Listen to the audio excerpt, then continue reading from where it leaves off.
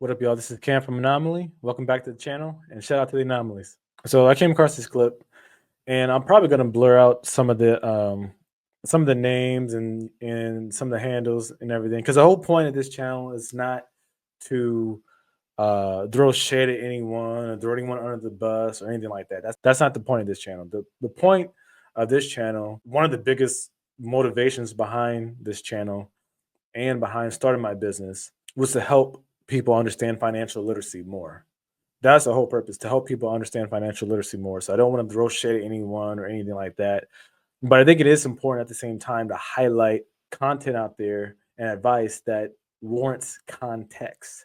So I came across this clip, um, and I see a lot of this stuff online where they're not adding any context, and like this clip, this looks like someone is reacting to another person, and I believe the second person may have changed the titling of it. That's what it looks like. But let's take a look. Credit card is really designed to do. If you're gonna use a credit card, you use it in place of your debit card. So like, let's just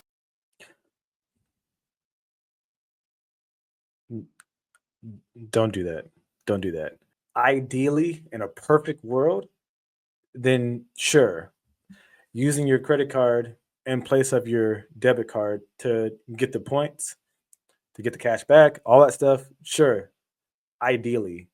But realistically, that's not a sound strategy, because most people are not going to do that.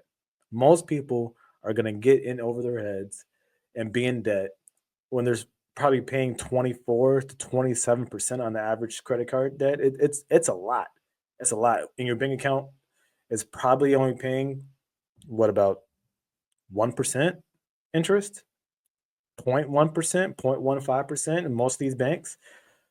So your bank account is paying you 0.1, 0.5%, or 0.1, 0.15, maybe 1%, but your credit card is charging you 25, 27%. Like, this is only a strategy for people that can pay off their credit card in full every single month and not carry over balance. The thing is, that's the most ideal, optimistic scenario. Most people are not going to do that. Most people are going to carry a balance. You're going to rack up that interest, and you're going to fall victim into the credit card scam. That's what's going to happen. So I don't really like seeing advice when people say this, because they're leaving out the context of what is most ideal, most optimistic, and real life, real world examples. say, I don't know, I'm gonna just say like your income is like $10,000 a month. I just want to use a round number. And you have a credit card that has a $10,000 limit, and your expenses are, let's just Your income is irrelevant. Your income is irrelevant. It doesn't matter your income. Your expenses matter. You just shouldn't do it. say $6,000 a month. Instead of using your debit card, you would use your credit card, and when that charge posts, you make a payment from your checking account. Yep. So that is how a credit card is supposed to be used. If you want to use it as leverage, you don't use it to float your expenses, you use it to get the points from it. Because most credit cards are going to come with either cash back or rewards points, and you can use those. And that is true. Like I said, ideally that would be the thing. But this title, like I said, he probably changed this to credit card to make extra income. Do not use a credit card to make income. That's not how credit cards work. Yes, if you use it properly, like she's explaining, you could get reward points, travel points, cash back, perks, discounts, things like that.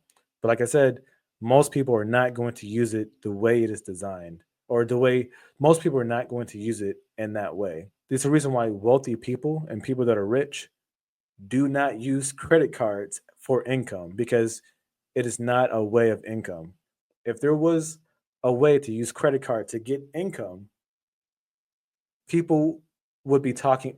Bill Gates, Warren Buffett, all these big investors would be using credit cards as means of income.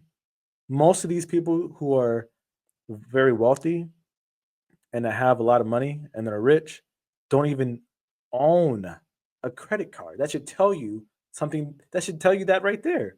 That should tell you everything right there. It's not a means as income. If you do this, you run a very, very high risk of running into credit card debt, because when you pay everything for credit card, you don't feel the pain that you feel when you pay cash.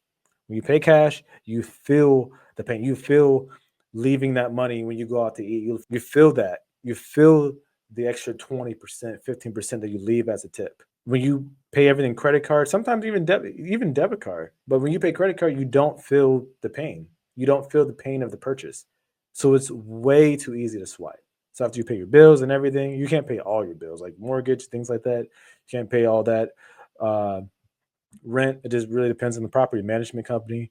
But even when you're going out to eat, go out for drinks, go to the club, go to the movies, you go shopping, it's way too easy to spend money. This is not a way to make any income. So do not fall into this trap. And I just wanted to come on here, just make this video for y'all. Just beware of traps like this, because at the end of the day, it is a trap. But hey, I appreciate y'all for watching. Comment below if y'all have any questions, or if there's any other types of videos you want me to make, and subscribe to the channel if you haven't.